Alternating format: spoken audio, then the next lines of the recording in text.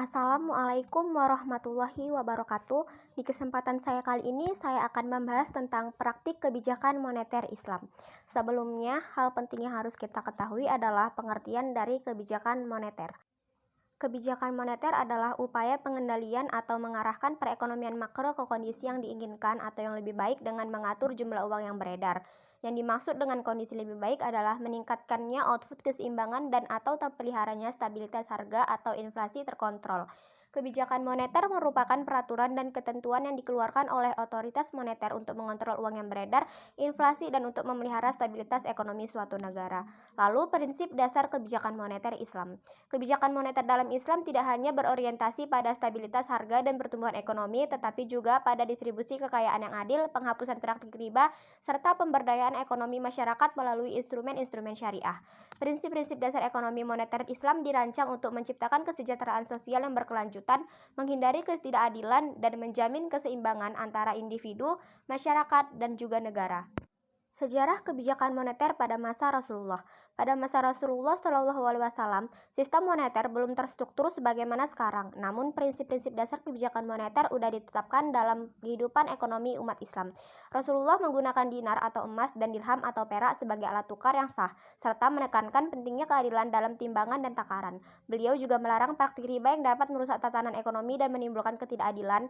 Dalam konteks kebijakan moneter, Rasulullah mendorong perputaran harta agar tidak beredar hanya di kalangan orang kaya saja, serta mengatur distribusi kekayaan melalui zakat, infak, dan sedekah sebagai mekanisme stabilitas ekonomi.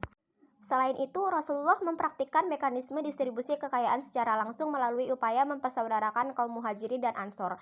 Ikatan ini bukan hanya ikatan sosial, tetapi berdampak pada perputaran ekonomi karena kaum Ansor ikut menanggung kebutuhan muhajirin, bahkan sampai pada kerjasama dalam bentuk penyediaan lahan, modal, dan tenaga kerja. Kontrak-kontrak seperti mudorobah, mujoroah, dan musyakah mulai diterapkan sebagai bentuk kerjasama antara pemilik modal dan pengelola usaha dalam sektor pertanian dan perdagangan. Lalu yang selanjutnya, sejarah kebijakan moneter pada masa Khulafaur Rasyidin. Selama masa Khulafaur Rasyidin, prinsip dasar kebijakan moneter Islam terus dijaga. Tidak ada bunga, tidak ada penimbunan, dan tidak ada pemusatan kekayaan pada kelompok tertentu. Uang benar-benar diarahkan untuk mendukung sektor real seperti perdagangan, pertanian, dan industri, serta untuk menjamin kesejahteraan umat secara menyeluruh. Dengan begitu, pada masa Khulafaur Rasyidin menjadi contoh nyata bahwa sistem moneter Islam bisa dijalankan secara efektif, efisien, dan berpihak pada rakyat bahkan tanpa struktur lembagaan modern seperti bank sentral. Selanjutnya, tujuan kebijakan moneter Islam. Secara garis besar, tujuan kebijakan moneter Islam dapat dirinci sebagai berikut. Yang pertama, menjaga stabilitas nilai mata uang, baik dari pengaruh faktor internal seperti inflasi maupun faktor eksternal seperti nilai tukar. Lalu yang kedua, mendorong pertumbuhan ekonomi yang berkelanjutan dengan mengatur ketersediaan dana dan suku bunga dalam sistem konvensional atau melalui pembiayaan syariah bebas bunga dalam sistem Islam, sehingga sektor real dapat berkembang secara opsional. Lalu yang ketiga, meningkatkan kesempatan kerja melalui kebijakan yang mampu merangsang investasi dan kegiatan usaha yang menciptakan lapangan kerja baru. Lalu poin yang terakhir adalah praktik kebijakan moneter Islam. Dalam praktik kebijakan moneter Islam masa kini, beberapa mekanisme penting diterapkan seperti penggunaan instrumen pembiayaan berbasis akad mudorobah dan musyarakah, serta penerapan prinsip zakat sebagai instrumen distribusi kekayaan.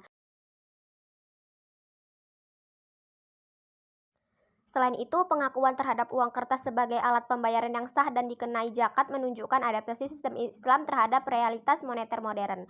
Praktik keuangan ini tetap berpijak pada prinsip bahwa uang bukanlah komoditas yang diperjualbelikan, melainkan alat tukar yang harus dijaga kestabilannya untuk kemaslahatan umat. Demikian materi yang dapat saya sampaikan. Terima kasih sudah menyimak video saya sampai habis. Assalamualaikum warahmatullahi wabarakatuh.